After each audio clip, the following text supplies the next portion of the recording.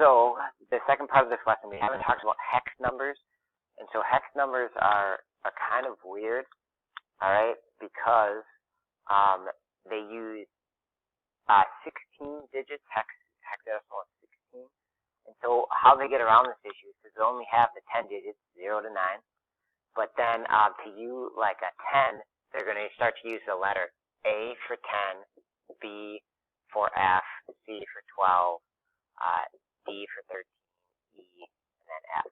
Okay, so that's their way of having a single digit for something beyond our 0 to 9, right? So those you might want to jot down because they're definitely you're going to use to do base 16 hex. All right.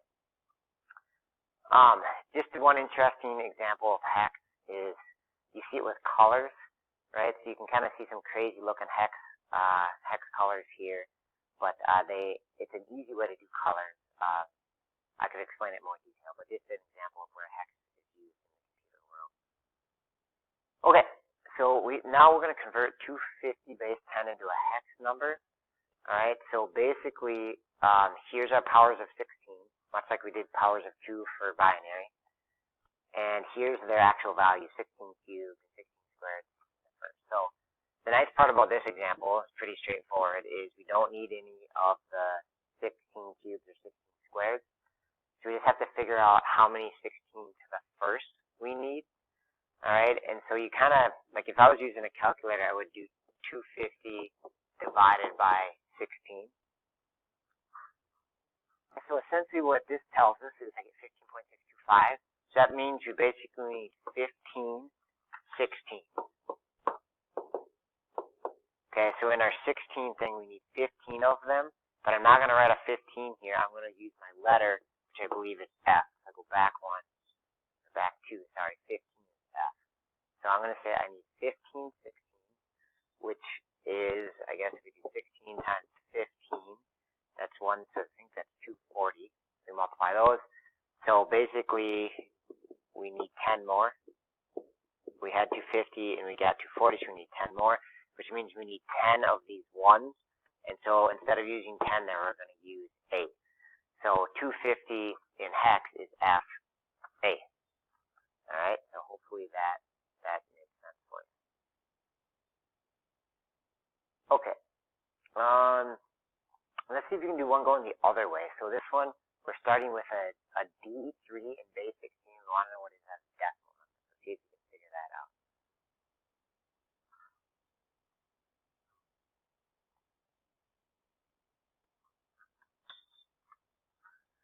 Okay. So to do that, basically we just need the last two spots here. So D and 3. And D I forget. So let's see. A is 10, B 11, C 12. So D must be 15. Okay, so that means I have 13 16. So I would do 13 times 16. Sorry, I don't have my calculator on me. 48 plus 160. So that would be 208. Okay, so this is 208. 13 16. And then I have 3 1. So that's 3. So add those together and 211. So D3, I believe, should be 211 in decimal value. Okay, so that's a little on hex. And then the final thing I want to do is just an example of what it looks like on the AP test. And so they talk about hex here, blah, blah, blah, blah, blah.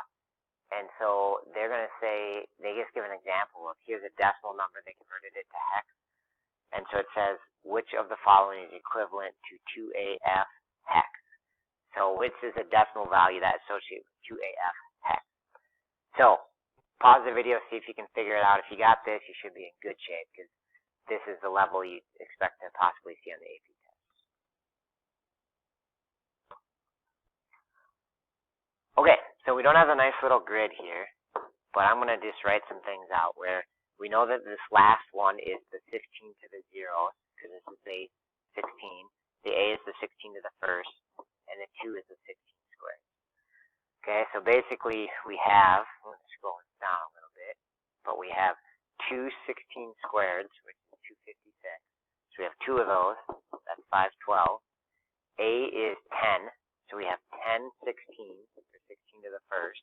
That's 160. And then F is, again, 15. So we have 15, 16 to the first, which is 0. So we have 15 ones. Sorry, I think I said that wrong. 16 to the 0 is 1. So we have 15 of those, giving us 15. And then we've got to add all those up. 160, 15. Add all those together. Let's get 687. Okay, so that's an example of the level you might see on the AP test. Our upcoming test on Chapter 1, again, has a bunch of different just basic stuff from Chapter 1, print statements, and terminology and everything, but then it will also have these binary, hex, and octal numbers. So that is it. Thank you for watching. Please reach out with any questions.